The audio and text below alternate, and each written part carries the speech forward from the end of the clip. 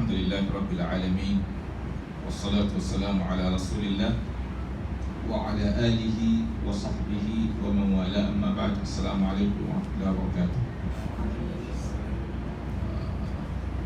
I think yesterday we paused on verse 24 and it's of Surah Al-Baqarah. It is Surah of the glorious Quran, and today we'll be proceeding from verse 25. أعوذ بالله من الشيطان الرجيم. بسم الله الرحمن الرحيم.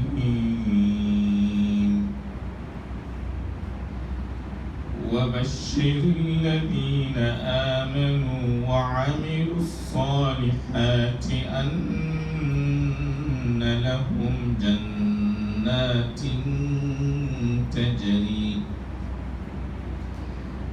تجري من تحتها الأنهار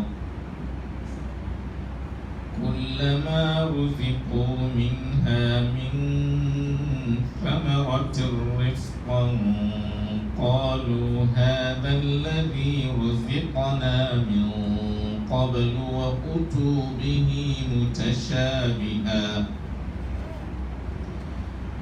ولهم فيها أزواج مطهرة وهم فيها خالدون. إن الله لا يستحيي أن يضرب مثلا ما بعوضة فما فوقها فأما الذين آمنوا فيعلمون أنه الحق من ربهم فأما الذين كفروا فيقولون ماذا أراد الله بهذا مثلا يضل به كثيرا ويهدي به كثيرا وما يضل به إلا الفاسقين. الحمد لله رب العالمين والصلاة والسلام على رسول الله وعلى آله وصحبه ومن والاه. Allah Tabarak wa Ta'ala, saying in these noble verses of the Quran, that is verse 25 of Surah Al-Baqarah, that وَبَشِّرِ الَّذِينَ آمَنُوا. وَبَشِّرْ, give glad tidings, give good news. بَشِّرِ الَّذِينَ آمَنُوا, to those who believe, أَنَّ لَهُمْ جَنَّاتٍ تَجْرِي مِنْ تَحْتِهَا الْأَنْهَارِ, that for them is the garden, al-Jannah, the garden, tajri min tahtiha al-anhar, that streams,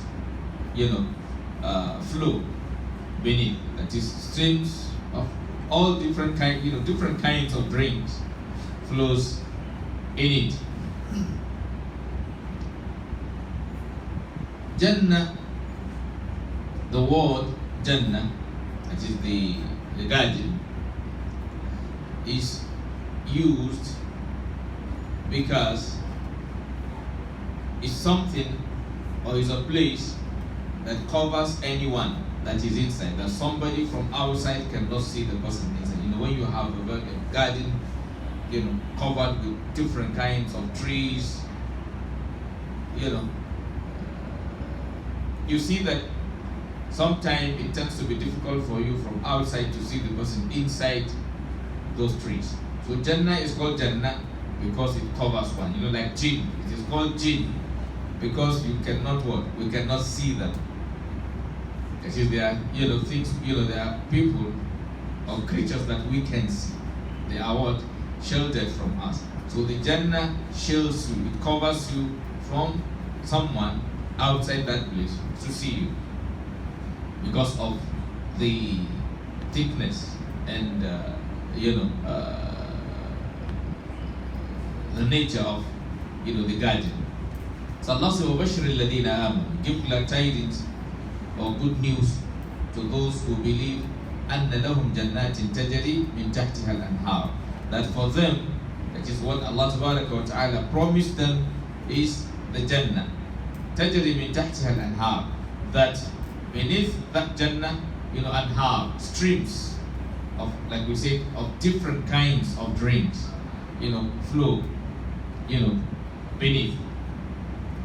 كُلَّمَا رُزِقُوا مِنْهَا, whenever the people of Jannah, or those who are living in the Jannah, whenever they are being provided with,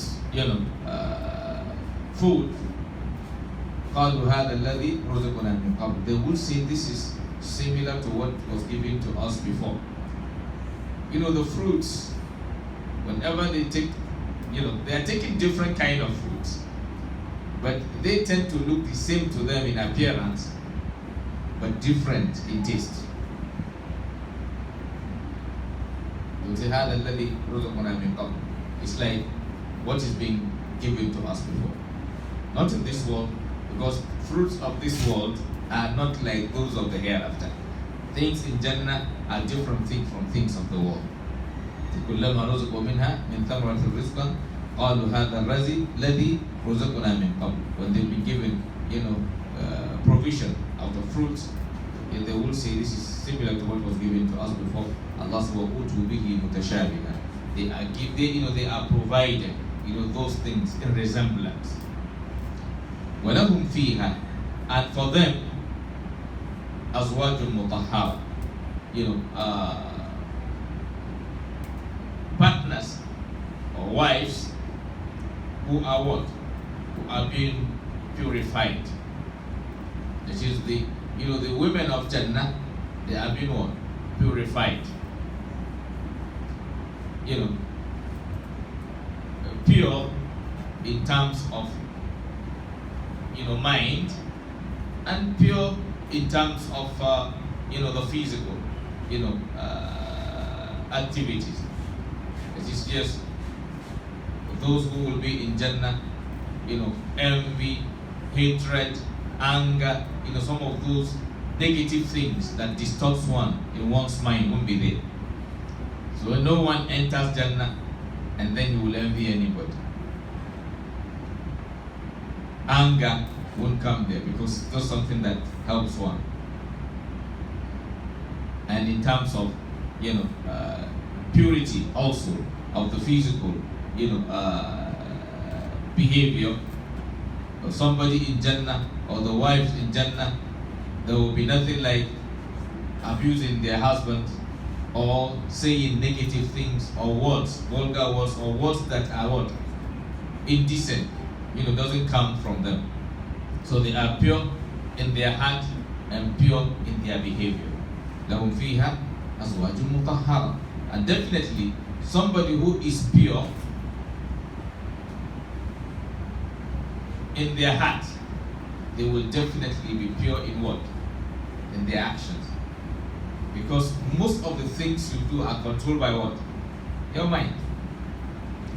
Just like the saying in the Bible, by their fruits you shall what? You shall know them. And those who are good in their mind will definitely be good in their outside. The Messenger sallallahu alaihi wasallam told us in a hadith that inna fil jasadi mudghah. He said in the body there is a flesh. إذا صلحت, if that flesh is okay, صلح الجسد كله, the entire body is okay. وإذا فسدت, if that flesh is contaminated, if that flesh is dirty, if that flesh is sick, then the entire body is what? Is dirty. The entire body is sick or adulterated. And like that he said, be attentive. That is, if you want to know what flesh it is, he said, it is the heart. That's why if somebody say you have a bad, his heart is what? Is full of what? Yeah, he has evil mind. That means you are condemned what? Totally.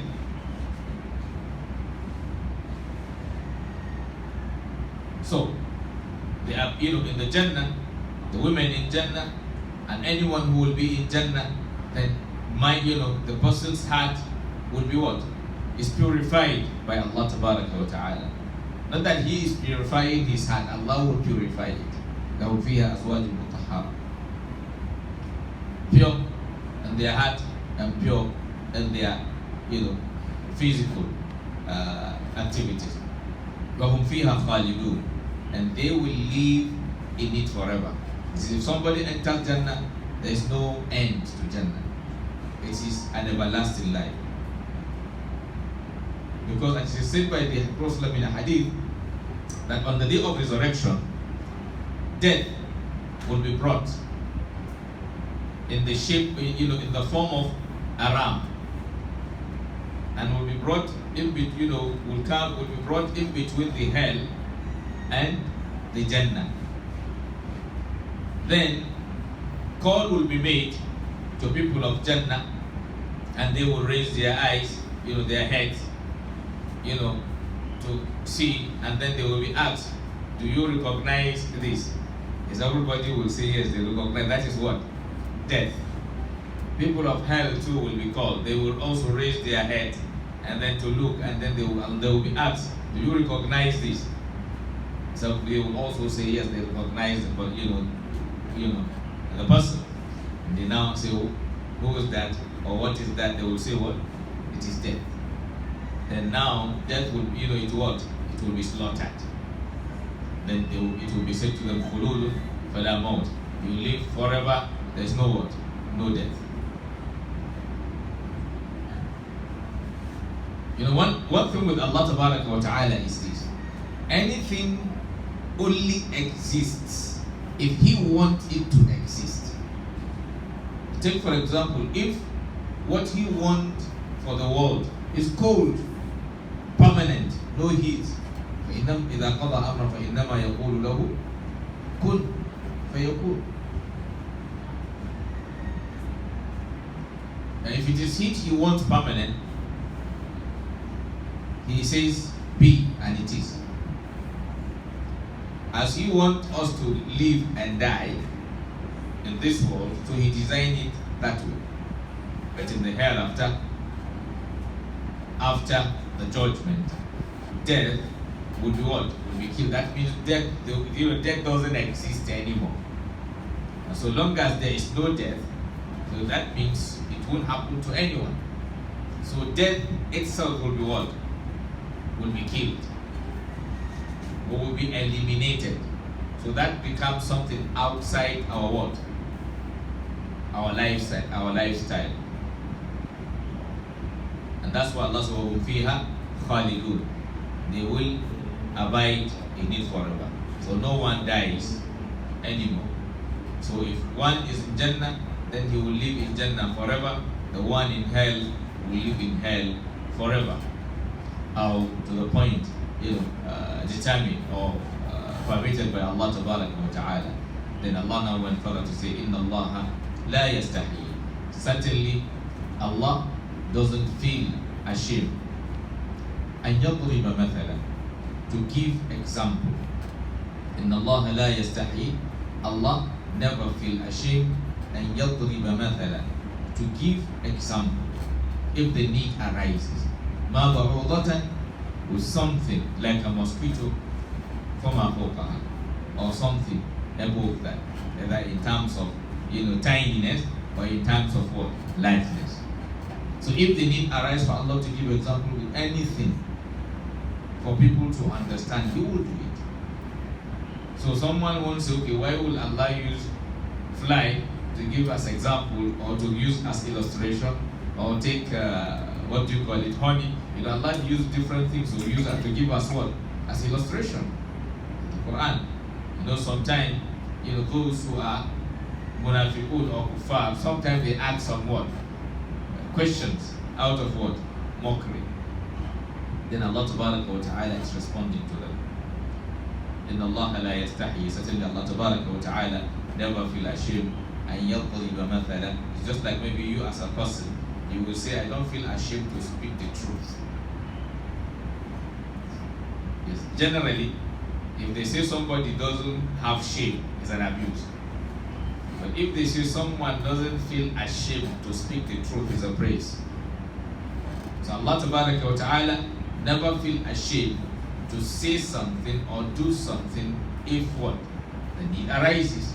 So in Allah la yastahi. So Allah Ta'ala never feel ashamed and yadriba mathala, to give an illustration with something ma ba'udatan, like a mosquito, fama fawqaha, or something above that, either in terms of tininess or mightiness. فَأَمَّا الَّذِينَ آمَنُوا, as for those who believe, فَيَعْلَمُونَ أَنَّهُ الْحَقُّ مِنْ رَبِّهِمْ, they will know that that is the truth from their Lord. That is, that illustration will make them to understand better. That illustration will make them to see the clarity of, the information or the message. So it doesn't get them more confused. Because basically, the reason for giving illustration by speakers or by teachers is for better understanding. If someone can say, okay, so place is as big as this, or so animal, if someone tells you, maybe so animal is as big as what? Elephant. He is using the elephant for you as example because you already know the elephant. So now he is talking about an animal which you don't know. So he now wants to give you something a picture to understand. Then he now told you the elephant is as big as what? Sorry, so animal is as big as what? Elephant. Take for instance, like example of someone who maybe naturally he was born blind. Then maybe after some years, suddenly one day, Allah just opened his eyes, just within few seconds. So when the eyes were open, then the animal he saw was what? A cock. So the eyes opened, he saw a cock, and he went back blind again. That means he has seen one animal in his life. That is what? Cock. So when you now mention dog, you will now ask, the dog and a cock, which one is what? Bigger. So if you now say maybe the dog, maybe he may capture, okay, maybe you may say, okay, the dog is maybe depending on the size of the cock he saw. Maybe you may say, okay, the size of the dog is maybe times 5 of what? Or times 10 or times whatever of what? Of the cock. So he will picture something. He will get an idea. So Allah Ta'ala, like now Allah talked to us about Jannah. He talks to us about the hereafter. But He uses things in the world here for us to picture how at least the hereafter will be. Like here we have water. He will say we have what? There's what? Water. But the water there is different from the water here. The water of Jannah, when you take it, you will never feel thirsty for life. Again. Oh, the Jannah, we call it garden, right? Is when they say garden, you will picture the way gardens, that's why you see some people try to draw something. Even they make some drawings, most especially in some maybe Christian books, they make some drawings to show how the garden looks like, how the paradise will look like, green plants and different kinds of animals. When you see the ones they will draw there, I think that looks like the ones we have here. But the reality is this: all those things we have here are different from what you will see in the hereafter. Allah Ta'ala told us what Allah said, وَلَا تَعْلَمْ نَفْسٌ مَا أُخْفِيَ لَهُم مِّن قُرَّةِ أَعْيُنٍ. And the hadith says in the Jannah, فِيهَا مَا لَا عَيْنٌ رَأَتْ, there are things that the eyes have never seen, وَلَا أُذُنٌ سَمِعَتْ, the ears have never heard, وَلَا خَطَرَ عَلَى قَلْبِ بَشَرٍ, the mind of human being have never imagined.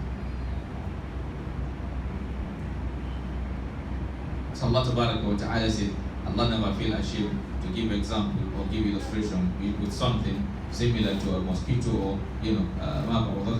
or something higher than that. He said, فَأَمَّا الَّذِينَ آمَنُوا, as for those who believe, فَيَعْلَمُونَ أَنَّهُ الْحَقُّ مِنْ رَبِّهِمْ, they will know that it is the truth from their Lord. وَأَمَّا الَّذِينَ كَفَرُوا, but as for those who are disbelievers, فَيَقُولُونَ, they will say, مَاذَا أَرَادَ اللَّهُ بِهَذَا مَثَلًا, what did Allah Ta'ala want with this illustration? And Allah says, يُضِلُّ بِهِ كَثِيرًا, many are misled by it. وَيَأْتِي بِهِ كَثِيرًا, and many are also what? Guided by it. They say, وَمَا يُضِلُّ بِهِ, no one is misled by that or by it, إِلَّا الْفَاسِقِينَ, except those who are mischievous. Allah Ta'ala protect us from mischief, inshallah. So I think due to short of time, this is where we will end our tafsir today. Allah Ta'ala put us among those whom He will bestow, who He bestows upon the understanding of the deen. Subhanakallahumma wa bihamdik, nashhadu an la ilaha illa anta, nastaghfiruka wa natubu ilayk. Assalamu alaikum.